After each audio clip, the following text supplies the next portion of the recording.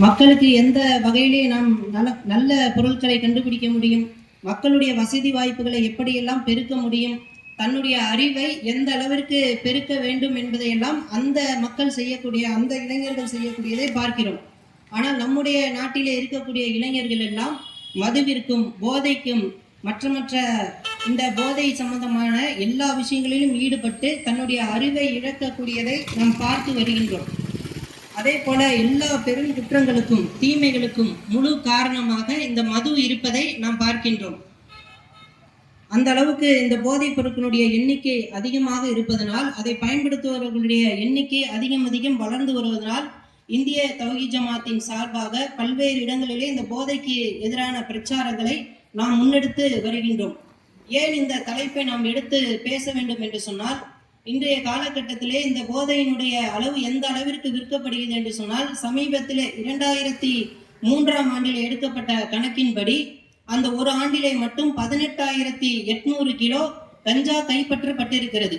அது சம்பந்தமாக 511 வழக்குகள் போடப்பட்டிருக்கிறது. 800 மக்கள் அதை விற்றதாக கைது செய்யப்பட்டிருக்கிறார்கள். நடப்பு ஆண்டிலே அதே போல 800 பேர்கள் கைது செய்யப்பட்டிருக்கிறார்கள். கிட்டத்தட்ட 9,000 கிலோ கஞ்சாக்கள் பறிமுதல் செய்யப்பட்டிருக்கிறது. வெறுமனே மதுவை தாண்டி, சிகரெட்டை தாண்டி, போதைப் பொருட்களுடைய போதை மருந்துகள், போதை மாத்திரைகள், இது போன்ற எண்ணற்ற பல இந்த போதை வஸ்துக்களை பயன்படுத்துவதுடைய எண்ணிக்கை நாளுக்கு நாள் அதிகரித்து வருவதால் தான் இந்த பிரச்சாரத்தை நாம் முன்னெடுத்து வருகின்றோம். இளைஞர்கள் என்பது ஒரு நாட்டினுடைய மிக முக்கியமான ஒரு முதுகெலும்பு. அந்த இளைஞர்களுடைய சக்தியை வைத்துத்தான், ஆற்றலை வைத்துத்தான் அந்த நாட்டினுடைய வளர்ச்சி இருக்கும் என்பதாக பொருளாதார வல்லுநர்கள் சொல்வதையெல்லாம் நாம் கேட்கின்றோம். அப்படி இருக்கக்கூடிய நிலையில் நம்முடைய இளைஞர்கள் எப்படி இருக்கிறார்கள் என்று சொன்னால், வேலைகளை இழந்தவர்களாக இருக்கிறாங்க. பல பேர் வடநாட்டிலேருந்து வந்து இன்றைக்கு வேலை பார்க்கக்கூடிய நிலையை நம்ம பார்க்கிறோம். எல்லா துறைகளிலும், ரயில்வே துறைகளாக இருக்கட்டும், மற்ற கடைகளாக இருக்கட்டும், ஹோட்டல் தொழிலாக இருக்கட்டும், எல்லா இடங்கள்லையும் யார் அதிகமாக வர்றாங்கன்னா வடநாட்டிலேருந்து வந்து வேலை பார்க்கக்கூடியவங்களா தான் இருக்காங்க. காரணம் என்னன்னா, மது. வேலையை பார்த்துட்டு மதுவை குடிச்சிட்டு மறுநாளைக்கு வேலைக்கு வர்றது கிடையாது. இது போன்ற எல்லா இடத்திலும், நிறுவனங்களிலும், அலுவலகங்களிலும், எல்லா இடங்களிலும் வேலை இழப்பதற்கான அபாயம் என்னவென்று பார்த்தோம் என்று சொன்னால் இந்த மதுதான். அதே போல கல்வியிலே பின்தங்கக்கூடிய காட்சிகளை பார்க்கிறோம். படிக்கும் பொழுதே அந்த போதை வஸ்துக்களுக்கு அவர்கள் அடிமையாகக்கூடிய சூழ்நிலையெல்லாம் நாம் பார்க்கிறோம். அதே போல சமீபத்துல செங்கல்பட்டு மாவட்டத்துல போத்தனேரி அப்படின்னு சொல்லக்கூடிய ஒரு இடத்துல கிட்டத்தட்ட 30 கிலோ கஞ்சாவை கைப்பற்றுகிறார்கள். ஆண்களும் பெண்களும் ஒன்றாக படிக்கக்கூடிய அந்த கல்லூரியில, அந்த ஹாஸ்டல் இருக்கக்கூடிய பகுதியில 35க்கும் மேற்பட்ட நபர்கள் கைது செய்யப்படுகிறார்கள். 30 கிலோ கஞ்சாக்களும் அவங்க கைப்பற்றப்படுகிறது. இப்படி எங்க எடுத்து பார்த்தாலும், கல்லூரிகளாக இருந்தாலும் சரி, பள்ளிகளிலே பார்க்கிறோம். பள்ளிகளில் 7வது வகுப்பு, 8வது வகுப்பு, 9வது படிக்கக்கூடிய மாணவர்கள், மாணவிகளை பார்க்கிறோம். பஸ்ல போகும்போது பீர் குடிக்கிற மாதிரி அவங்க பீரை குடிக்கிறாங்க. பெண்கள் பீர் குடிக்கக்கூடிய காட்சிகளை நம்ம பார்க்கிறோம். எந்த அளவுக்கு நாடு போயிடுச்சு பாருங்க. ஆண்கள் குடிப்பதே நம்முடைய கலாச்சாரத்துக்கு உகந்தது கிடையாது. அது நம்முடைய கலாச்சாரம் கிடையாது. அப்படி இருக்கக்கூடிய காலகட்டங்கள் மாறி பெண்களும் மது அருந்துவதையும் சிகரெட் பிடிப்பதையும் இந்த காலகட்டத்துல சர்வ சாதாரணமா பார்க்கிறோம். இது ஒரு தவறே இல்லை என்று சொல்லக்கூடிய அளவிற்கு இன்றைக்கு ஒரு சோசியலிசமாக இது மாறிவிட்டது. அவர் எப்பயாதாங்க குடிப்பாரு, ஏதாவது விழாக்கள்ல தான் குடிப்பாரு என்று சர்வ சாதாரணமாக, இது மது என்பது ஒரு தனி மனிதனுடைய பிரச்சனை கிடையாது. ஒரு சமூக கேடு, ஒரு சமூக சீர்கேடு, இது ஒரு சமூகத்தினுடைய பிரச்சனை. அதையெல்லாம் இந்த அரசு என்ன செய்ய கண்டுகொள்ளாத காரணத்தினால் இன்றைக்கு எப்படி ஆகிவிட்டது. அதெல்லாம் ஒரு தவறு கிடையாது, மது குடிக்கிறது ஒரு பிரச்சனை கிடையாது, சிகரெட் பிடிக்கிறது ஒரு பிரச்சனை கிடையாதுங்கிறாங்க. அந்த காலத்துல எல்லாம் ஊருக்கு ஒதுக்குப்புறமாகத்தான் இந்த மது கடைகள் எல்லாம் இருக்கும். அங்கேருந்து போய் குடிச்சிட்டு வந்து பயந்துகிட்டே வருவாங்க. இன்னைக்கு அந்த நிலைமை இருக்குதானா? இல்ல. அதெல்லாம் யாருமே கேட்கறது எல்லாம் சர்வ சாதாரணம். இன்னைக்கு டெய்லியும் குடிக்காம இருக்கதான் பெரிய விஷயம் என்று சொல்லக்கூடிய அளவிற்கு இந்த சூழ்நிலை எப்படி என்றதான் எல்லாமே மாறி போகி விட்டது. எல்லாருமே மதுவுக்கு அடிமையானவர்களாக இருக்கக்கூடிய காட்சிகளை நம்ம பார்க்கிறோம். இதனால ஏற்படக்கூடிய நன்மைகள் என்ன? எந்த நன்மைகளாக இருக்க? இந்த மது அருந்துறதுனால, இந்த கஞ்சா அடிக்கிறதுனால, இந்த போதைப் பொருட்கள், போதை மாத்திரைகள் பயன்படுத்துறதுனால ஏதாவது உடலுக்கு புரோட்டீன் வந்துருமா, விட்டமின் வந்துருமா, அல்லது சத்துக்கள் கூடிருமா? என்ன கிடைக்க போகுது? ஒரு பாதாம் வாங்கி சாப்பிடுவதற்கு அச்சப்படுவான். ஏன்னா அது காஸ்ட்லியா இருக்கு, 800 ரூபாயா இருக்கு, 1000 ரூபாயா இருக்குன்னு யோசிக்கக்கூடிய மனிதர்கள் சர்வ சாதாரணமா ஒரு நாளைக்கு 180 ரூபா ஒரு குவார்ட்டர், அதை வாங்கி என்ன செய்யறான்? அதை எடுத்து கணக்கெடுத்து பார்த்தாலே அவன் பெரிய பணக்காரன் ஆயிடுவான். ஒரு வருடத்திற்கு அதை கணக்கெடுத்து பார்த்தோமே ஆனால் அது 20,000 தொடக்கூடியதாக அது இருக்கிறது. இப்படியே கணக்கெடுத்து பார்த்தோம்னா அவனுடைய பெரும்பாலான அந்த பொருளாதாரத்தை எதற்கு செலவழித்திருக்கிறான் என்று பார்த்தால் இந்த மதுவுக்கு செலவழித்திருக்கக்கூடியதை பார்க்கிறோம். அப்ப இதனால எந்த விதமான பிரோஜனமும் இல்லாத, காசை கரியாக்கக்கூடிய, உடலுக்கு தீங்கு விளைவிக்கக்கூடிய அந்த மதுவினால என்ன பிரயோஜனம் இருக்கு?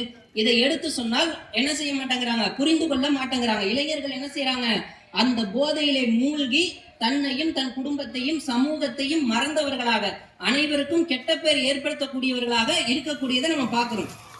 இதனால என்ன பரிசு கிடைக்கும் அப்படின்னு பார்த்தாக்கா, இந்த புகையிலை அருந்துவதன் மூலம், கஞ்சாவை அருந்துவதன் மூலம் சிறப்பு பரிசாக என்ன கிடைக்கும் அப்படின்னா கேன்சருங்கிற நோய் கிடைக்கும். முதல் பரிசு என்ன கிடைக்கும், இதய நோய் கிடைக்கும். இரண்டாவது பரிசாக டிபி கிடைக்கும். மூன்றாவது பரிசாக பக்கவாதங்கள் ஏற்படும். பம்பர் பரிசாக என்ன கிடைக்கும் அப்படின்னா ஆயுள் குறைவு. ஒரு 10 வருடம் ஒரு மனிதன் வாழ்கிறான் என்று சொன்னால் 5 வருடமாக அவனது ஆயுள் என்ன செய்யும், குறைந்து போயிடும். அதே போல ஆறுதல் பரிசாக ஆண்மை குறைவு நோய் ஏற்படும். வாராந்திர பரிசாக என்ன ஏற்படும், அவங்களுக்கு பணவிரயம் ஏற்படும். நிரந்தர பரிசு என்ன அப்படின்னு பார்த்தாக்கா மரணம் அவர்களை தழுவிக்கொள்ளும். இதுதான் இதோட நிலைமை. நம்ம இதெல்லாம் புரிந்து கொள்ளணுமே. ஒரு மனிதன் என்பது ஏன் சிறப்பா இருக்கணும், எவ்வளவு விலங்கினங்கள் இருக்கு, பலமான விலங்கினங்கள் இருக்கு, எல்லாமே இந்த உலகத்தில் இருக்கக்கூடிய படைப்பினங்கள் எல்லாம் எவ்வளவோ இருக்கிறது. அதை விட அந்த மனிதன் ஏன் சிறந்தவன் அப்படின்னா அவனுக்கு கொடுக்கப்பட்டிருக்கக்கூடிய அந்த 6வது அறிவு தான். அந்த பகுத்தறிவு தான் அவனை தனித்து காட்டுகின்றது. அப்ப அந்த அறிவை வைத்து சிந்திக்க வேண்டாமா, எந்த அளவுக்கு இது இருக்கு, எவ்வளவு மோசமான பழக்க வழக்கங்கள் இது. அந்த பாக்கெட்லயே போட்டிருக்கு, மது அருந்துறானா மதுவனுடைய பாக்கெட்ல பெரிய ஃபாண்ட் எல்லாம் போட்டிருக்காங்க, மது நாட்டுக்கு உயிருக்கு கேடு அப்படின்ட்டு. சிகரெட் பாக்கெட்ல போட்டிருக்காங்க, அதுலயும் என்ன செய்தோம், இதை சாப்பிட்டீங்கன்னா உங்களுக்கு கேன்சர் வரும், சிகரெட் பிடிச்சா உங்களுக்கு கேன்சர் வரும், நோய் வரும் என்று பல விஷயங்கள் அதுல பதிவு பண்ணியிருக்காங்க. இருந்தாலும் அதை வாங்கி குடிக்கக்கூடியவங்க என்ன செய்ய மாட்டாங்கிறாங்க, அதை சிந்திக்கிறதே கிடையாது. ஏன் அப்படின்னு சொன்னாக்கா இந்த மதுவாக இருந்தாலும் போதைப் பொருட்களா இருந்தாலும் என்ன செய்யுதுன்னா அறிவை மடுக்கக்கூடியதாக இருக்கிறது. அந்த அறிவை சிந்திக்கக்கூடிய ஆற்றலை அதை குறைக்கக்கூடியதாக இருக்கு. அதில் முதலாவதாக சிகரெட்டை எடுத்துக்கொண்டோம் என்று சொன்னால் இந்த சிகரெட் குடிப்பதன் மூலம் ஒரு ஆண்டுக்கு 8 மில்லியன் பேர் மரணிக்கிறார். எத்தனை பேரு, ஒரு நொடிக்கு, ஒரு 8 வினாடிக்கு ஒருவர் உலகம் எங்கும் மரணித்துக் கொண்டே இருக்கிறார்கள். அந்த அளவுக்கு என்ன செய்யுது, சிகரெட் இருந்து மனிதர்களை கொல்லக்கூடியதாக இருக்கிறது. ஒரு வருடத்திற்கு 8 மில்லியன் பேர் என்ன செய்யறாங்க, சிகரெட் குடிக்கிறதுனால சாகுறாங்க.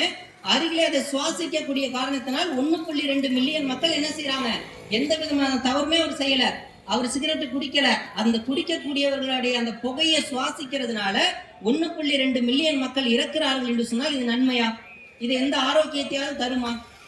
கொஞ்சம் சிந்தனை பண்ணி பாருங்க. அதே போல மதுவை எடுத்துக்கொண்டால் மதுவினால் எந்த அளவுக்கு மக்கள் இறக்குறாங்கன்னா போர்கள் நடக்குது, போர்கள்ல தான் அதிகமான மக்கள் மரணிப்பாங்க. அந்த போர்கள்ல மரணிக்கிறதை விட இந்த மதுவால் மரணிக்கக்கூடிய மக்களினுடைய தொகை என்பது அதிகமாக இருக்கிறது என்கிறார்கள். மதுவினால் எவ்வளவு தீமைகள், அவனுக்கும் தீமை, அவனுடைய குடும்பத்திற்கும் தீமை, எவ்வளவு நோய்கள் அதனால் ஏற்படுகிறது, எவ்வளவு சாலை விபத்துகள். ஒரு லாரியை ஓட்டிட்டு போறாங்க, பஸ்ஸை ஓட்டிட்டு போறாங்க, மது போதையில ஓட்டிட்டு போய் என்ன செய்யறாங்க, 100 பேர் மரணம், 50 பேர் மரணம் அப்படிங்கிற செய்தியை பாக்குறோம். இவன் மட்டும் இல்லாம வாகனத்தை ஓட்டிட்டு போறான், எய்தாப்புல ஒரு குடும்பத்துல வருது, 2 குழந்தைகளோட ஒருத்தர் குடும்பமாக வர்றவர் எந்த பாவமும் செய்யல, அவர் எந்த மதுவையும் அருந்தல, அவரை போய் நேரா இடிக்கிறான். இடிச்சதுனால அவர் என்ன செய்யறாரு, மரணிச்சு போயிடுறாரு, குழந்தை இறந்துருது. அந்த தாயார் மட்டும் இருக்கிறாங்க, 2 பிள்ளைகளோட நிக்கிறாங்க. அவங்களுடைய நிலைமை என்ன, எந்த தவறுமே செய்யாம அவங்க குடும்பத்தை எப்படி நடத்துவாங்க? குடும்பத்துக்கு உழைத்து அந்த குடும்பத்தை காப்பாற்றக்கூடிய இடத்தில் இருக்கக்கூடிய கணவர் மரணிச்சு விட்டார். அந்த குழந்தைகளுடைய நிலைமை என்ன, சிந்தனை பண்ணி பாருங்க. அப்ப இவர் குடிக்கிறது மட்டுமல்லாமல், இவர் தன்னை அழித்துக் கொள்வது மட்டுமல்லாமல் ரோட்ல போகக்கூடிய பல பேருடைய வாழ்க்கை அழிவதற்கு காரணமாகவும் இவங்க இருக்கக்கூடியதை பார்க்கிறோம். அப்ப இந்த மது நல்லதா? சிந்தனை பண்ணி பாருங்க. எவ்வளவு, அதே போல ஆஸ்பத்திரிக்கு போய் நம்ம பார்த்தோம்னா அவ்வளவு குழந்தைகள் என்ன செய்யுது, அனாதை குழந்தைகளாக இருக்கிறாங்க, நோய்வாய்ப்பட்ட குழந்தைகளாக இருக்கிறாங்க. இந்த மதுவினால் பாதிக்கப்பட்டவர்கள் நிறைய பேர் இருக்காங்க.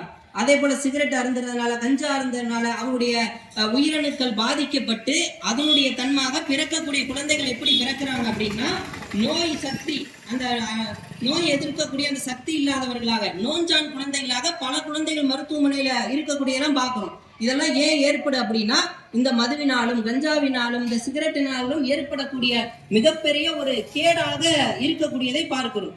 அதே போல கஞ்சாவை எடுத்துக்கொள்ளுங்க. இந்த கஞ்சா பயன்படுத்துறதுக்கு இவங்க ஒருத்தவங்க அடிமை ஆகிட்டாங்கன்னா அவங்களை குணப்படுத்துவதற்கான மருந்தே கிடையாது. அந்த அளவுக்கு என்ன, அது முத்தி போய் நரம்புகள் எல்லாம் பாதிக்கப்பட்டு நுரையீரல்கள் எல்லாம் என்ன செஞ்சிடும், கடுமையாக பாதிக்கப்படும். இந்த வட தமிழகத்தை எடுத்துக்கிட்டா இங்க இருக்கக்கூடிய கஞ்சாவை குணப்படுத்தக்கூடிய ஆஸ்பத்திரி திருச்சியில ஒரு மிகப்பெரிய ஆஸ்பத்திரி, குளோபல் என்று சொல்லக்கூடிய ஒரு மருத்துவமனை. அந்த மருத்துவமனையில போய் நம்ம சேர்க்க போயிருந்தோம் ஒருத்தவங்களை. அப்ப எவ்வளவு செலவாகும், என்ன, எப்படி அவங்களை குணப்படுத்தலாம் என்று கேட்கும் பொழுது ஒரு நாளைக்கு 1000 ரூபாய், 30 நாள் தங்கணும். ஆனா உறுதியாக சொல்ல முடியுமானா சொல்ல முடியாது. ஒரு மாதத்திற்கு 30,000 ரூபாய் செலவு பண்ணியும் அவரை சீர்திருத்த முடியும் என்கின்ற நம்பிக்கையை அவங்க கொடுக்க மாட்டாங்கிறாங்க. ஏன்னா அதுல இருந்து அவங்களை மீட்பதற்கான அவங்க தான் முயற்சி செய்யணும். எப்படி திருடனாய் பார்த்து திருந்தாவிட்டால் திருத்தை ஒழிக்க முடியாதோ அதே மாதிரி அவங்களா மனசு வச்சு மாறி அதற்கு கடுமையான பயிற்சிகளை செய்தால் மட்டும்தான் அதுல இருந்து விடுபட முடியுமே தவிர எவ்வளவு செயல்பட்டாலும் என்ன செய்ய முடியாது. மருத்துவர்கள் முயற்சித்தாலும் அவர்களால் எந்த உறுதியும் அளிக்க முடியாத அளவிற்கு தான் இந்த கஞ்சாவினுடைய தாக்கம் என்பது அதிகமாக இருக்கக்கூடியதை பார்க்கிறோம். அவர்களுக்கும் கேடு, அவருடைய குடும்பத்திற்கும் கேடு, அவருடைய பொருளாதாரத்திற்கும் கேடு விளைவிக்கக்கூடியதாக இதுவெல்லாம் இருக்கக்கூடியதை நாம் பார்க்கின்றோம். ஆனாலும் மக்களிடத்துல போய் சொன்னா என்ன செய்யறாங்க, அதை கேட்கறதுல செவிதாழ்த்து கேட்கறதே கிடையாது. இன்னும் இது எவ்வளவு பெரிய விளைவுகளை ஏற்படுத்தும் என்று சொன்னால், மூளையில் இருக்கக்கூடிய ஹைபோதலாமஸ் என்று சொல்லக்கூடிய ஒரு சுரபி, அந்த சுரபி என்ன செய்யும், அந்த பகுதி தான் மூளையை கண்ட்ரோல் பண்ணும். அது மனிதனுக்கு எவ்வளவு பெரிய விஷயத்தை கொடுக்கும் என்று சொன்னால் அறிவை தூண்டக்கூடியதாக அது இருக்கும். ஒரு மனிதன் எப்படி நடக்க வேண்டும், எது சரி, எது தவறு, எது பகுத்தறிவு, எது செய்யக்கூடாது என்பதையெல்லாம் ஆழ்ந்து சிந்தித்து ஒரு மனிதனை வழி நடத்தக்கூடிய பகுதியாக இந்த ஹைபோதலாமஸ் தான் இருக்கும். இவர் கஞ்சா குடிக்கிறதுனால, சிகரெட் குடிக்கிறதுனால, மது அருந்துறதுனால அந்த பகுதி பாதிக்கப்பட்டு என்ன செய்யும் அப்படின்னா, மனிதனுடைய மூளை நரம்புகள் எல்லாம் பாதிக்கப்பட்டு சரி தவறு தெரியாது. காலையில எப்படி கிளம்புவாரு, வெள்ளை சட்டையோட கிளம்புவாரு, நல்லா டிப்டாப்பா பேண்ட் சட்டையெல்லாம் போட்டுட்டு பேங்க் மேனேஜர் போறாரு. போகும் பொழுது அவருடைய நிலைமை என்ன இருக்கு, ரொம்ப சுத்தமா போறாரு. வரும் பொழுது அவருடைய நிலைமை எப்படி அப்படின்னா, சாக்கடையோட விழுந்து கிடக்காரு, நாயோட கட்டி பிடிச்சு கிடக்கிறாரு. நாய் என்பது நம்மிடத்திலேயே தள்ளி இருக்கக்கூடிய ஒரு விலங்கினம். அந்த விலங்கினுக்கு முத்தம் கொடுக்கக்கூடிய காட்சிகளை இன்னைக்கு சமூக வலைதளங்கள்ல பாக்குறோமா இல்லையா? சாக்கடையோரும் கிடக்கிறத பாக்குறோமா இல்லையா? ஒரு சின்ன கல்லு கிடந்தா தள்ளி விட்டுட்டு போயிடுவோம். ஆனா இந்த குடிகாரர்களை பாத்தீங்கன்னா அந்த கல்லை எப்படி ஒரு மலை போல தாண்டுவாங்க. அப்படியே அவ்வளவு சிரமப்பட்டு அந்த கல்லை தாண்டுற மாதிரி இருப்பாங்க. பார்கள்ல நடக்கக்கூடியதெல்லாம் நம்ம பாக்குறோம். எப்படி அவங்களுடைய ஆக்டிவிட்டிஸ் எல்லாம் மாறுது. அதை எடுத்து அவங்கள்ட்ட வீடியோவா போட்டு காமிச்சோம்னா நானா இது அப்படின்னு கேட்பாங்க. அப்ப எந்த அளவுக்கு அறிவை மழுங்கக்கூடியதாக இருக்கிறது என்பதை நம்ம சிந்திச்சு பார்க்கணும். அதனாலதான் இஸ்லாம் என்ன செய்யுது, இந்த மதுவை தடை செய்கிறது. அறிவை மழுங்கடிக்கக்கூடிய அனைத்தும் போதை தான், அதை பயன்படுத்த கூடாது என்பதாக இஸ்லாம் அனைத்து இந்த மது சார்ந்த விஷயங்களை எல்லாம் தடை செய்யக்கூடியதை பார்க்கிறோம். ஆனால் மக்கள் என்ன செய்யறாங்க, கொஞ்சம் கூட கவனம் இல்லாதவர்களாக இருக்கிறோம். அதே போல இந்த மது தடுக்கக்கூடிய மது பாதிக்கக்கூடிய இன்னொரு விஷயம் என்னன்னா, நம்முடைய லிவர். அந்த லிவரை நேரடியா பாதிக்குது. அந்த லிவர் என்பது ஒரு மனிதனுக்கு ரொம்ப முக்கியமான ஒரு உறுப்பு. இன்றைக்கு பல இளைஞர்கள் மஞ்சக்காமாலையால் பாதிக்கப்படுறாங்க. அந்த நுரையீரல் தாக்குது. காரணம் என்ன அப்படின்னா, நீரினால் ஏற்படக்கூடிய வியாதி ஒரு பக்கம், இன்னொன்னு பெருமளவு பாதிக்கப்படுது. எதனால அப்படின்னா, இந்த மதுவினாலதான். அந்த கல்லீரல் என்ன செய்யுது, கடுமையாக பாதிக்கப்படுது. கல்லீரல் என்பது மிக முக்கியமான ஒரு உறுப்பு. அந்த உறுப்பு பாதிக்கப்பட்டுச்சுன்னா எதுவுமே செய்ய முடியாது. ஒரு ஆரோக்கியம் என்பது ஒரு மனிதனுக்கு மிக மிக முக்கியமானது. அந்த லிவர்ல மனுஷன் என்ன செய்யறான், அஜாக்கிரதையா இருக்கிறான். குடியின் மூலம் அதை என்ன செய்யறான், அந்த உறுப்பை சீரழித்துக் கொள்கிறான் என்பதையெல்லாம் நம்ம பார்க்கிறோம். இன்னைக்கு இருக்கக்கூடிய இன்னைக்கு மருத்துவ வளர்ச்சி அடைந்தால் கூட இந்த கல்லீரல் மாற்று அறுவை சிகிச்சை, லிவர் டிரான்ஸ்பிளேஷன் எப்படி ஆகுதுன்னா, பெரும்பகுதி ஃபெயிலியராக தான் அது ஆகுது, பெரும்பகுதி தோல்வி அடைந்ததாகத்தான் அது போகுது என்பதையெல்லாம் மருத்துவர்கள் சொல்லக்கூடியதை நம்ம பார்க்கிறோம். அந்த அளவுக்கு உடலுடைய எல்லா உறுப்புகளும் அழிவதை பார்க்கின்றோம். அதே போல ஸ்கூலுக்கு போறாரு அவருடைய பையன், குடிகாரனுடைய மகன், இவங்க குடிகாரனுடைய குடும்பம் என்று சொல்லி கேலி கிண்டலுக்கு ஆளாகக்கூடியதை பார்க்கிறோம். அதனால அவங்க வீட்டுக்குள்ள நடக்கக்கூடிய பிரச்சனைகள், சண்டைகள், சச்சரவுகள், கடன் வாங்கி குடிக்கிறாங்க, மீட்டர் வட்டிக்கு வாங்கி குடிக்கிறாங்க, கந்து வட்டிக்கு வாங்கி குடிக்கிறாங்க. அதன் மூலம் என்ன செய்யறான், வீட்டுக்கு வரக்கூடிய அந்த வட்டிக்காரர்கள் தரக்கூடிய தொந்தரவு, இதையெல்லாம் அவங்களுடைய குடும்பத்தினுடைய ஒட்டுமொத்த செயல்பாடுகளையும் முடிக்கிறது, அவங்களுடைய மகிழ்ச்சியை குறைக்கின்றது. இதனால் என்ன செய்யறாங்க, மன அழுத்தத்துக்கு மனைவி உண்டாகிறாங்க, மகன் மன அழுத்தத்துக்கு உண்டாகிறாங்க. இப்படி இருக்கக்கூடியவரை தன்னுடைய மகனை திருத்த முடியுமா, மகன்கிட்ட போய் சொல்ல முடியுமா, நீ தவறு செய்யாதன்னு சொன்னா என்ன செய்வான், நீ ரொம்ப ஒழுங்கான்னு கேட்பான். அப்ப எந்த அளவுக்கு மாறி போயிருது, அவர் சுய மரியாதைகளை சமூகத்துல இழக்கிறாரு, குடும்பத்துல இழக்கிறாரு, எல்லா வேலை செய்யக்கூடிய இடங்கள்ல இழக்கிறாரு. எல்லாத்தையும் இழந்தவர்களாக அவர் என்ன செய்யறாரு, அனைத்து மக்களாலும் வெறுக்கக்கூடிய ஒதுக்கக்கூடிய நிலைமைக்கு அவர் போயிறாரு. மனைவியோட நிலைமை பாருங்க, இவர் பாட்டு குடிக்கிறாரு, ஆக்சிடென்ட்ல செத்துடுறாரு, அல்லது இந்த மது போதையினால் பாதிக்கப்பட்டு குடல்கள் எல்லாம் அழுகி அதன் மூலம் என்ன செய்யறாரு, மரணம் அடைகிறாரு. அந்த பெண்மணியோட நிலையை நினைச்சு பாருங்க. பிள்ளைகள் இருக்கும். அந்த பிள்ளைகளை வளர்ப்பது ஒரு ஆணே இன்றைக்கு சம்பாரிச்சு இன்றைய காலகட்டத்துல அந்த குடும்பத்துக்கான தேவைகளை நிறைவேற்றுறது வந்து எவ்வளவு சிரமமா இருக்கு, எவ்வளவு கஷ்டமா இருக்கு. வீட்டினுடைய வாடகையில இருந்து எல்லா கரண்ட் பில்லுல இருந்து அத்துணை பொருட்களுடைய செலவும் விண்ணை முட்டுகின்றது, விலைவாசி உயர்கிறது. அதை சமாளிக்க ஒரு ஆணே சிரமப்படுகின்றார் என்று சொன்னால் ஒரு பெண் அவ எப்படி சமாளிப்பா, எப்படி குழந்தைகளை பாதுகாப்பா? இன்னும் பல கெட்ட ஆண்களுடைய பல்வேறு தரப்பட்ட துன்புறத்துக்கு ஆளாகி பல கடைகள்ல வேலை பார்த்து எல்லாத்தையும் சகித்து கொண்டு எத்தனை பெண்மணிகள் என்ற சிரமத்தோடு தன்னுடைய குடும்பத்தை நடத்தி வராங்க. சிந்தனை பண்ணி பாருங்க. நேற்றைய தினம் பேசினாங்க, சகோதரர்கள் பேசும்போது நோட்டீஸ் கொண்டு கொடுக்க போனோம். கொடுக்க முன்னே அங்க இருக்கக்கூடிய பெண்மணிகள் இதுல இருந்து எப்படி என் பையன் ரொம்ப இதுல மூழ்கி போயிட்டான், எப்படி உங்களை மீட்கிறது? கண்ணீர் வடியுது. பேசும் பொழுதே அவங்க கண்ணில இருந்து வருது. மீட்கிறதுக்கு ஏதாவது வழி சொல்லுங்க, எங்கள்கிட்ட வருமானம் இல்ல, இவங்களை கொண்டு போய் சேர்த்தாதுக்கு எவ்வளவு பணம் கட்டணும், அவங்கள மீட்கணும், ஏதாவது ஒரு வழி சொல்லுங்க என்று சொல்லி அவங்க கண்கள்ல இருந்து தாரை தாரையாக கண்ணீர் வடிகின்ற காட்சியை பார்க்கணும். அவங்களுக்கு உள்ளம் எப்படி பாதிக்கப்பட்டது. வருமானத்திலிருந்து எல்லாமே சிரமம் தானே. சிந்தனை பண்ணி பாருங்க. இது எல்லாமே சிந்திக்காதவர்களாக இந்த இளைஞர்களும் பல பேரும் என்ன செய்யறாங்க, இந்த மதுவிற்கும் போதைக்கும் அடிமையாக என்ன செய்யறாங்க, அதுல மூழ்கி அனைத்தையும் மறந்து தீமைகளுக்கு ஆளாகக்கூடிய நிலையை பார்க்கும். இந்த மது என்பது தீமைகளின் தாய். இதுல ஒருத்தன் இறங்கிட்டானா வெட்கம் மானம் எல்லாத்தையும் என்ன செஞ்சிருவான், இழந்தவனாக ஆயிடுவான். எதை பற்றிய சிந்தனையும் அவனுக்கு இருக்காது. ஒரு மிருகத்திற்கு இருக்கக்கூடிய அறிவு கூட அவனுக்கு இருக்காது. வெட்கம் இல்லாமல் எதுவுமே இல்லாமல் ஒரு மிருகத்தை விட கேவலமானவனாக மனிதன் மாறி போகக்கூடிய காட்சிகள்லாம் பார்க்கிறோமா இல்லையா? ஒரு உதாரணம் கூட சொல்லுவாங்க.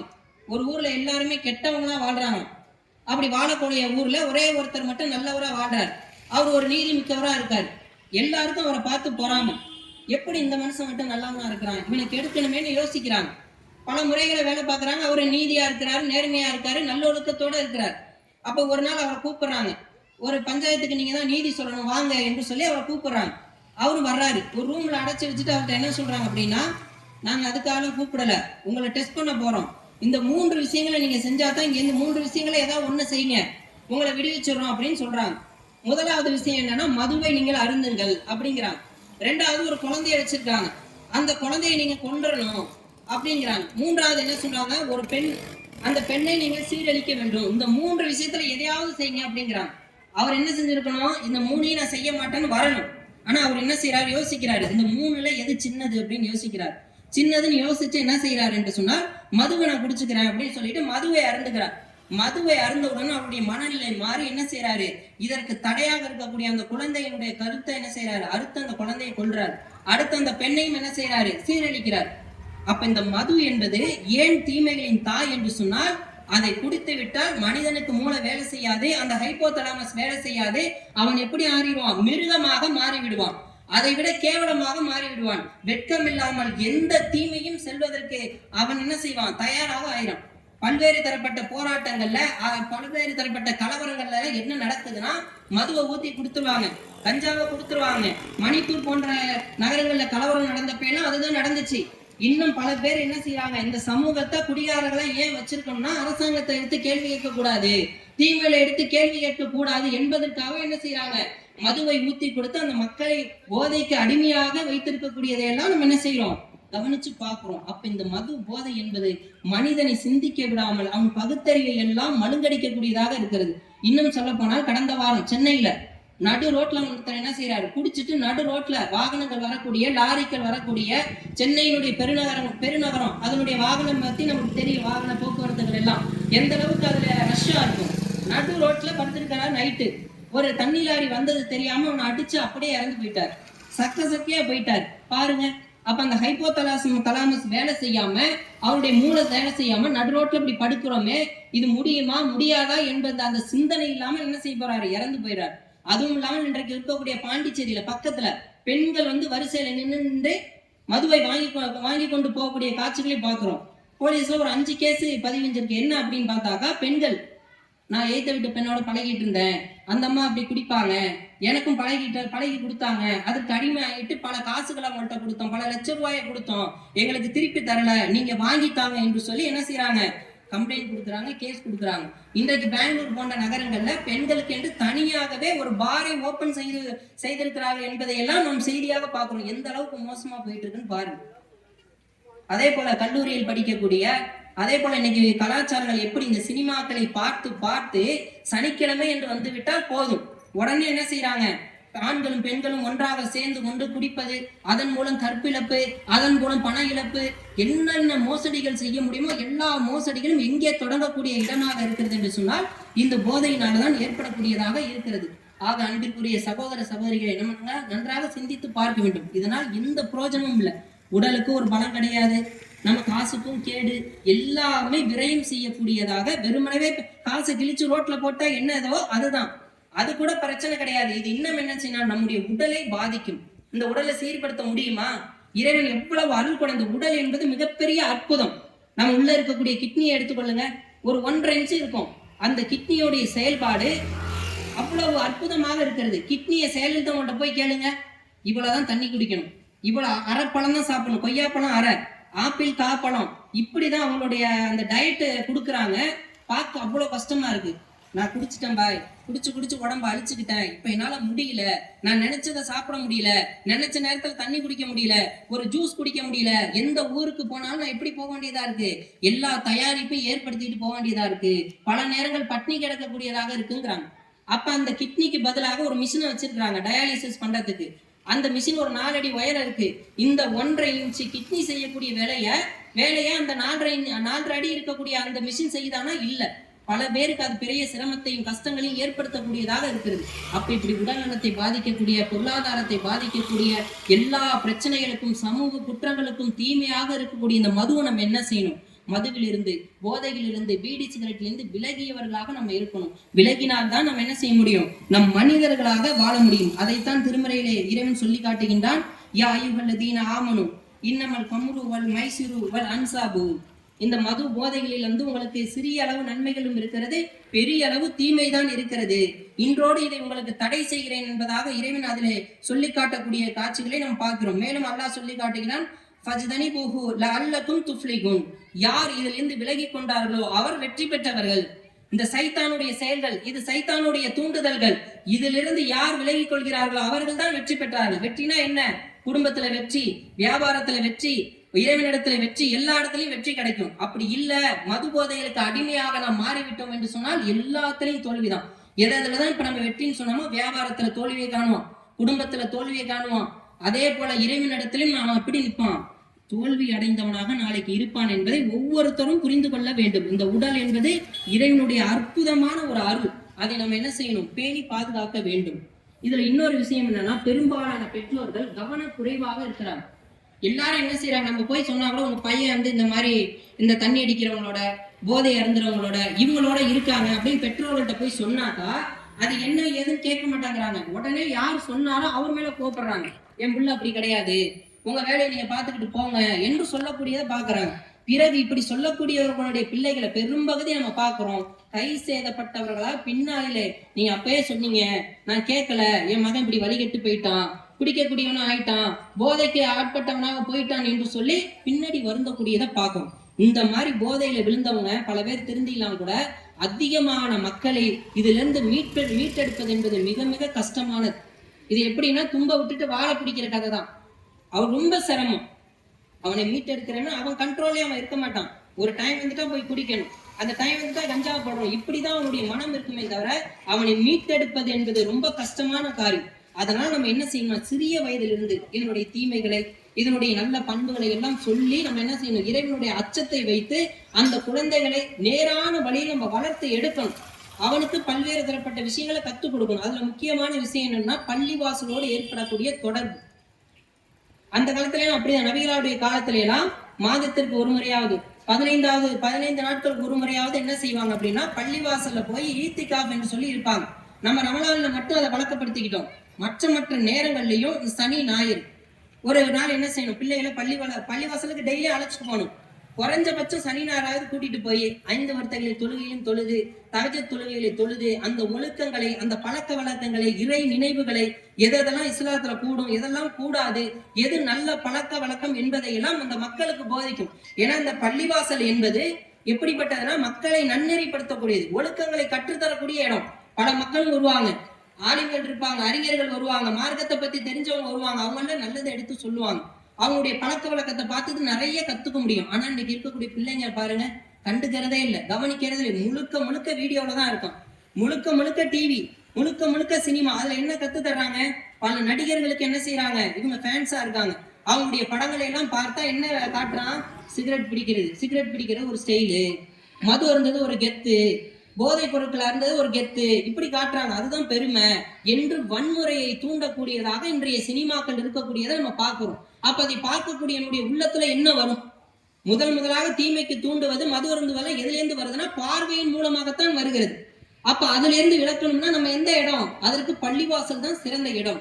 தொழுகை என்ற மிகச்சிறந்த ஒரு அர்த்தம். ஏன்னா தொழுகை எதை எடுக்கும்? மானக்கேடான விஷயங்கள் இருந்து, வெட்கக்கேடான விஷயங்கள் இருந்து ஒரு மனிதனை பாதுகாக்கும். அந்த தொழுகை எப்படி தொழுகிறது, எப்படி நிதானமா தொழுகிறது என்பதை எல்லாம் அந்த பிள்ளைகளுக்கு கற்றுக் கொடுத்தோமையானால், மார்க்க சட்டத்திட்டங்களை எல்லாம் கற்றுக் கொடுத்தோமையானால் ஒழுக்கமிக்க குழந்தையாக வரும். பள்ளிவாசல தான் இறைச்சத்தை கத்துக்க முடியும். மார்க்க சம்பந்தமா நம்ம போகக்கூடிய நிகழ்ச்சிகள் தான் நமக்கு இறைச்சத்தை கற்றுத்தரும். அந்த மக்களோடு தொடர்புல இருந்தாதான் நம்ம என்ன செய்யும்? நல்ல மக்களாக மாற முடியும். ஏன்னா உன் நண்பனை தேர்ந்தெடுத்துக்கொள் என்று சொல்லி அல்லாஹ்வுடைய தூதர் சொல்லும்போது எப்படி சொல்றாங்க? ஒரு ஒரு வாசனை திரவியம் விற்கக்கூடியவனோட நீ சேர்ந்தாயானால் அந்த வாசனையை நீ பெற்றுக்கொள்ளலாம். இன்னொரு உதாரணத்தை காட்டுறாங்க. கொல்லனுடைய உலை, அந்த உலையில போய் நின்னா அந்த நெருப்பு பட்டு உன்னுடைய சட்டை பொத்து போகும். அதனுடைய துர்வாடை என்ன செய்யும்? உன்னை பிடித்து கொள்ளும். அதனால உன்னுடைய நல்ல கெட்ட நண்பனுக்கு உதாரணமாக அதை காட்டுறாங்க. நல்ல நண்பனுக்கு உதாரணமாக வாசனை பொருட்கள் விற்பவனே காட்டுறாங்க. அப்ப நான் நண்பனை தேர்ந்தெடுக்கக்கூடியது எப்படி இருக்கும்? பள்ளிவாசல்ல விடவங்க, நல்ல ஒழுக்கமா இருக்கக்கூடியவங்க, இவர்களை பார்த்து நம்ம கொடுத்தோம்னா அவனுடைய பழக்க வழக்கமும் அவர்களை பார்த்து நல்ல விதமாக வரும். சேரக்கூடிய நண்பர்கள் எப்படி இருப்பாங்கன்னா என்ன செய்யாது, நமக்கு தெரியாது. ரெண்டாவது என்னன்னா, இந்த உடற்பயிற்சி என்பது மிக முக்கியமானது. அதுல எல்லாம் கவனம் செலுத்தணும். இன்னைக்கு கொஞ்சம் கூட கவனம் இல்லை. அதுல இருக்கக்கூடிய அந்த உடற்பயிற்சி கவனம் செலுத்துறது, ஓட்ட பயிற்சி, அதன் மூலம் விளையாட்டுல அவங்களை கொண்டு போய் சேர்க்கறது. என்ன அரசாங்க வேலைகளுக்கு எல்லாம் இந்த ஸ்போர்ட்ஸ்ல இருக்கிறது தனியாக அவங்களுக்கு என்ன செய்யும்?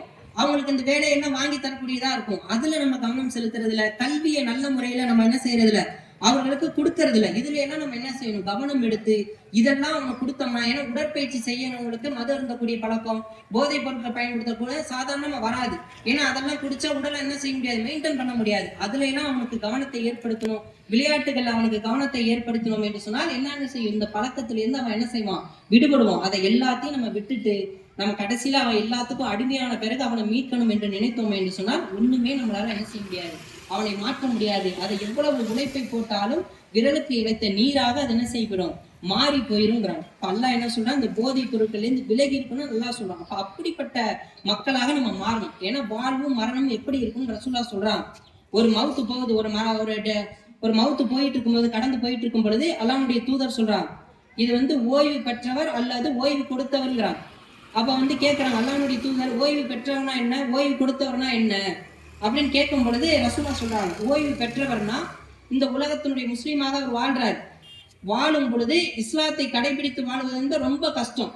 ஏன்னா இஸ்லாத்தை கடைபிடித்து எவ்வளவு தடைகள், எவ்வளவு இன்னல்கள், எவ்வளவு கட்டுப்பாடுகள், எவ்வளவு அவதூறுகள், எல்லாத்தையும் தாங்கிக்கணும். மற்ற மதங்கள்ல எவ்வளவு தவறு பண்ணாலும் பிரச்சனை கிடையாது. முஸ்லீமா இருந்து ஒருத்தன் கண்டிட்டா மார்க்கத்தையே இழுத்து பேசுவாங்க. தவறு செஞ்சவனை மட்டும் பேச மாட்டாங்க, ஒட்டுமொத்தமாக எல்லாரையும் சேர்ந்து இந்த சமூகமே அப்படித்தான் பேசுவாங்க. அதே போல எவ்வளவு பட்டங்கள், எவ்வளவு பேச்சுக்கள், ஏச்சுக்கள் எல்லாத்தையும் தாங்கி கொண்டு வட்டி வாங்கக்கூடாது. அதே போல லோன் போட முடியாது. பொருளாதாரத்தை பெருக்கிக் கொள்ளக்கூடிய, அரசாங்கம் கொடுக்கக்கூடிய வட்டி சார்ந்த எந்த சலுகையிலும் நம்ம பெற்றுக்கொள்ள முடியாது. எல்லாத்தையும் கட்டுப்படுத்தி வாழணும். மது இருந்தக்கூடாது, போதைப் பொருட்களை பயன்படுத்தக்கூடாது, இவ்வளவு எண்ணற்ற கட்டுப்பாடுகள். அப்ப இந்த கட்டுப்பாடுகளை எல்லாம் அவன் சகித்து கொண்டு ஏற்றுக்கொண்டு முஸ்லீமாக வாழ வேண்டும் என்று சொன்னால் அவ்வளவு சிரமம் இருக்கு. அவனுக்கு இந்த உலகத்துல கஷ்டம். இதையெல்லாம் தாங்கி கொண்டு முஸ்லீமாக அவன் இறந்து விட்டான் என்று சொன்னால் அவன் ஓய்வு பெற்றவர். ஏன்னா எல்லா கஷ்டத்திலிருந்தும் அவன் என்ன செஞ்சுட்டான்? ஓய்வு பெற்றுக்கிட்டான். இனிமே அவனுக்கு எந்த கஷ்டமும் கிடையாது. அதே போல ஓய்வு கொடுத்தவர்னா யாரு என்று கேட்கும் பொழுது அல்லாஹ்வுடைய தூதர் சொல்றாங்க, இவன் ஃபாஜிர். ஃபாஜிர்னா கெட்டவன் அர்த்தம். இவனால எந்த பிரயோஜனமும் கிடையாது. யாருக்கு பிரயோஜனம் இல்ல? இந்த குடும்பத்துக்கு, அவனுடைய குடும்பத்துக்கு பிரயோஜனம் இல்ல, அவனுடைய தெருக்கு பிரயோஜனம் இல்ல, அவனுடைய ஊருக்கு பிரயோஜனம் இல்ல, செடிக்கு பிரயோஜனம் இல்ல, விலங்கினங்களுக்கு பிரயோஜனம் இல்ல, இவனால எல்லாருக்கும் தொல்லதான். அப்படிப்பட்ட ஒரு கெட்ட மனிதர் என்று சொல்லி அல்லாஹ்வுடைய தூதர் சொல்றான். அப்ப நான் என்ன செஞ்சிடக்கூடாது? நம்முடைய பிள்ளைகள் எப்படி வளர்ந்துடக்கூடாது? ஒரு கெட்ட மனிதராக வளர்ந்துடக்கூடாது. மரணிக்கும் பொழுது அவன் என்ன செய்யணும்? நல்ல மனிதர்களாக மௌத்தை பார்க்க வர்றாங்க, மரணத்தை பார்க்க வர்றாங்க, என்ன நினைக்கணும்? அழுகணும். நல்ல மனுஷன் இறந்துட்டானப்பா, நல்ல மனுஷன் இறந்து போயிட்டாரு என்று துவா செய்யணும். நல்ல வேலை போயிட்டான், செத்து தொலையட்டும். இவனால ரோட்ல வண்டி எப்படி வண்டி ஓட்டான்? நாய் அடிச்சு போட்டான், ஆடை அடிச்சு போட்டான், எம்மா காட்டுத்தனமா ஓட்டுறானே, குழந்தைகள்லாம் போகுது, பைக் அவ்வளவு வேகமா ஓட்டிட்டு போறான், குடிச்சிட்டு லட்சம் பண்ணிக்கிட்டு இருக்கிறான், மது அருந்திக்கிட்டு பிரச்சனையே மேல பிரச்சனை பண்ணிக்கிட்டு இருக்கான், நாசமா போறேன் அப்படின்னு எத்தனை பேர் சவிக்கிறத கேட்கணும். இந்த வரிசையில் நம்முடைய பிள்ளைகள் வந்துடக்கூடாது, நம்முடைய கணவர்கள் வந்துடக்கூடாது, நம்முடைய உறவினர்கள் வந்துடக்கூடாது. இதெல்லாம் கவனமாக இருக்கணும். ஒரு முஸ்லீம் என்பது எப்படி இருக்கும்னா நல்லவனாக வாழணும். தன்னுடைய கரத்தாலும் நாவினாலும் யாருக்கு தொல்லை இல்லாமல் வாழ்கிறார்களோ அவர்கள் தான் உண்மையான முஸ்லீம். அப்படிப்பட்ட முஸ்லீமாக வாழ்பவர் தான் ஓய்வு பெற்றவர். மற்றவருக்கு துன்பம் தந்து அந்த துன்பத்திலே இருந்தவர் எப்படி ஓய்வு அளித்தவர். அவரால் எல்லாருக்கும் ஓய்வு, மரத்துக்கு ஓய்வு, குடும்பத்திற்கு ஓய்வு, எல்லாரும் நிம்மதியான ஒரு வாழ்க்கையை வாழ்வதற்கு வழி செஞ்சுட்டாருங்கிறாங்க. அப்ப இந்த வாழ்வு நமக்கு என்ன செஞ்சிடக்கூடாது, வந்துடக்கூடாது. நமக்கு வாழ்வு மனசின் தந்திருக்கிறார் என்று சொன்னால் சோதனைக்காக. நல்லவனாக வாழ்பவன் யார், கெட்டவனாக வாழ்பவன் யார் என்பதை பரிசோதிப்பதற்காகத்தான் இந்த வாழ்வையும் மரணத்தையும் கொடுத்திருக்கிறார் என்று சொன்னால் நம்முடைய வாழ்க்கை எப்படி இருக்கணும், எல்லாருக்கும் பயனுள்ள ஒரு வாழ்க்கையாக இருக்கணுமே தவிர தொந்தரவு மிகுந்த வாழ்க்கையாக இருந்துவிடக் கூடாது என்பதில் கவனமாக இருக்கணும். அதே போல அரசாங்கத்துக்கு எவ்வளவு அரசாங்கம் இதை தடை செஞ்சா செஞ்சிடலாம், ஆனா செய்ய மாட்டாங்க. ஏன்? போன பொங்கல்ல 450 கோடி இதனுடைய மதுவினுடைய வருமானம் எவ்வளவு? 450 கோடி. தீபாவளியில 500 கோடி. இப்படி ஒவ்வொரு வருடமும் அதனுடைய டார்கெட் ஏறிக்கிட்டே போகுது. எல்லா அரசியல்வாதிகளும் வாக்கு கொடுக்கறாங்க, நாங்க ஜெயிச்சு வந்தோம்னா நாங்க என்ன செய்வோம், இவ்வளவு கடைகளை குறைச்சிருவோம், மது ஒழிப்பை ஏற்படுத்திடுவோம் அப்படின்னு சொல்லி பல வாக்குறுதிகளை கொடுக்கறாங்க. ஆனா நிறைவேற்றி இருக்கிறாங்களா? யாருடைய பேச்சுக்களும் உண்மையில. இன்னும் சொல்ல போனா அரசியல் கட்சிகளில இருக்கக்கூடிய பல பெரும் முதலாளிகளை என்ன செய்யறாங்க, இந்த மதுபான ஆலைகளை அவர்கள் நடத்தக்கூடியதை பார்க்கிறோம், உற்பத்தி செய்யக்கூடியதே பார்க்கிறோம். அவ்வளவு பேர் என்ன செய்யறாங்க, அரசியல்வாதிகள் எல்லாம் வெறுமனவே வெற்று பேச்சாக அதை பேசக்கூடியதை பார்க்கிறோம். அவங்களை நம்பி எந்த பிரயோஜனமும் கிடையாது. எவ்வளவு நீங்க தூக்கி முன்னாடி, எந்த அளவுக்குன்னா கொரோனா காலத்துல எவ்வளவு சிரமப்பட்டோம், வேலை இல்லை, அந்த நேரத்தில் கூட 2000 ரூபாய் பணத்தை கொடுத்து விட்டுட்டு மற்ற மளிகை கடையில, பால் கடையில, எந்த கடையிலும் மக்கள் கூடாதுன்னு சொல்லிட்டு இந்த மதுபான கடையை திறந்தாங்களா இல்லையா? எந்த ஒரு மனசாட்சி உள்ளவங்களும் மனிதாபிமானம் உள்ளவங்களும் இந்த வேலையை செய்வாங்களா? ஆனா அரசாங்கம் செஞ்சுதே. அவங்களுடைய தேவை என்ன? வருமானம் வருது, அதை தொடர்ச்சியாக நடத்தணுங்கிறது அவங்களுடைய வேலையாக இருக்கிறது. அதனால அவங்களை நம்பி எந்த பிரயோஜனமும் கிடையாது. ஏன்னா அது தயாரிக்கிற இடத்துல கையை வச்சுட்டாலே இங்க அழிஞ்சிருமே. வெறுமனவே பேசி கொண்டிருக்கிறார்களே தவிர அவர்களுக்கு ஒழிக்க வேண்டும் என்கின்ற எண்ணம் இல்லை. நம்ம தான் பொறுப்பு. இந்த மஹல்லாவா, இந்த மஹல்லா ஜமாத்துடைய தலைவர் யாரோ அவர்தான் இந்த மஹல்லாவிற்கு பொறுப்பு, மக்கள் பொறுப்பு, ஒவ்வொருவரும் பொறுப்புதாரிகள். உங்களுடைய பொறுப்புகளை குறித்து அல்லாஹ் என்ன செய்வான், மறுமையில் விசாரிப்பான். நம்ம நினைக்கிறோம் யார் வீட்டு பிள்ளையே குடிச்சிட்டு போகுது, யார் வீட்டு பிள்ளையே இது பண்ணுது அப்படின்னு நம்ம அலட்சியமாக இருக்கிறோம். இப்படி நாம் தீமையை தடுக்காவிட்டால் நாளைக்கு நம்ம வீட்டு குழந்தையும், நம்முடைய பேர பிள்ளைகள் இதுக்கு ஆட்பட்டு விடும், நம்முடைய உறவினர் பிள்ளை ஆட்பட்டு விடும், நம்முடைய தம்பியின் மகன் ஆட்பட்டு விடுவான். இப்படி ஒவ்வொருத்தருடைய அழிவு என்ன செய்யும், நம்மளை நெருங்கியவர்களுக்கு இந்த அழிவு வரும். அதே போல கடைகள்ல விற்கக்கூடியவர்கள் சிந்திச்சு பார்க்கணும், இந்த போதைப் பொருளை விற்கிறவே நம்முடைய மகனுக்கு விற்போமா, நம்முடைய பேர குழந்தைக்கு விற்போமா, நம்முடைய உறவினர்களுக்கு விற்போமா? அப்ப அடுத்தவங்க பிள்ளை எப்படி கேட்டாலும் போகலாம் அப்படி நம்ம நினைச்சோம்னா என்ன மனிதாபிமானம், சிந்திச்சு பாருங்க. என்ன மனிதாபிமானத்தோடு நீங்க செயல்படுறீங்க? இந்த வருமானம் உங்களுக்கு நன்மையை பெற்று தருமா? இது ஹராம் இல்லையா? ஒவ்வொருத்தரும் சிந்திச்சு பார்க்கணும். ஒவ்வொரு போதைக்கு வஸ்துக்கு அடிமைப்படுறவங்களையும் நம்ம எப்படி பார்க்கணும், நம்முடைய குழந்தையா பார்க்கணும், நம்முடைய உறவினருடைய குழந்தையா பார்க்கணும். அப்படி பார்த்தாதான் இந்த தீமையை ஒழிக்க முடியும். நாளைக்கு அல்லாஹ் கேள்வி கேட்பான், அந்த கேள்விக்கு என்ன பதில் சொல்லுவீங்க? சிந்தனை பண்ணி பாருங்க.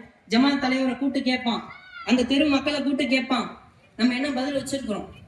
சிந்திச்சு பாருங்க. எவ்வளவு ஒரு அழிவை ஏற்படுத்தக்கூடிய இந்த விஷயத்துல எவ்வளவு கேர்லெஸ்ஸா இருக்கும்.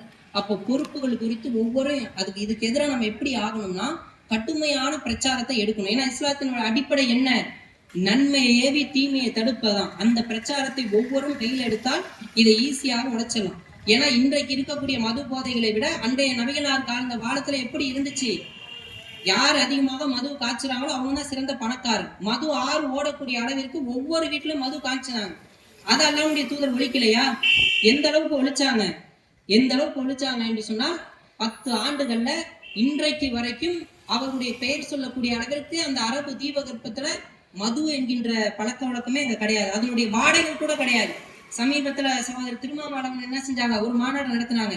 அந்த மாநாட்டுல கூட இது குறிப்பிட்டு காமிச்சாங்க. மதுவை குறைவாக பயன்படுத்தக்கூடிய ஒரு சமுதாயம் இந்த இஸ்லாமிய சமுதாயம். அதற்கு காரணம் நபிகள் நாயகம் ஸல்லல்லாஹு அலைஹி வஸல்லம் அவர்கள் தான் என்று சொல்லி காட்டுகிறார்கள் என்று சொன்னால் உண்மையாக மக்களை நேசித்தார்கள். அப்படிப்பட்ட நேசிப்பவர்களால் தான் இதை செய்ய முடியும். இன்றைக்கு இருக்கக்கூடிய அரசாங்கம் அதெல்லாம் செய்யாது. ஏன்னா பகுத்தறிவுக்கு அரசாங்கம் சொல்லுது, இது பகுத்தறிவா? சம்பாதிக்கிறதுக்கு வேற வழியே இல்லையா? எவ்வளவு அறிவு சார்ந்த இயக்கங்கிறீங்க. வேற வழியை சம்பாதிக்கிறதுக்கு நம்ம கண்டுபிடிக்க முடியாத இந்த மதுவினால வருமானம் வருதுன்னு நினைக்கிறீங்க. எவ்வளவு செலவாகுது, எவ்வளவு விபத்துக்கள், ஆஸ்பத்திரியில எவ்வளவு நோயாளிகள், அதற்கான செலவுன்னு அரசாங்கம் தானே பாக்குது. அப்ப அதெல்லாம் கணக்கிறதே கிடையாது. பகுத்தறிவுன்னு சொல்லுதே தவிர இதை பற்றிய சிந்தனை அரசுக்கு இல்ல, மக்கள் மீது உள்ள அக்கறை இல்ல. அப்ப நம்ம தான் இதுல கையில் எடுத்து இந்த பிரச்சாரத்தை நம்ம முன்னெடுத்து போக வேண்டும். அப்படிப்பட்ட நன்மக்களாக நம் அனைவரையும் ஆக்கி அருள் புரிய வேண்டும் என பிரார்த்தனை செய்தவனாக என்னுடைய உரையை நிறைவு செய்கிறேன். வாஹிரு தவான் அல்ஹம்துலில்லாஹி ரப்பில் ஆலமீன். அஸ்ஸலாமு அலைக்கும் வரஹ்மத்துல்லாஹி வபரகாத்துஹு.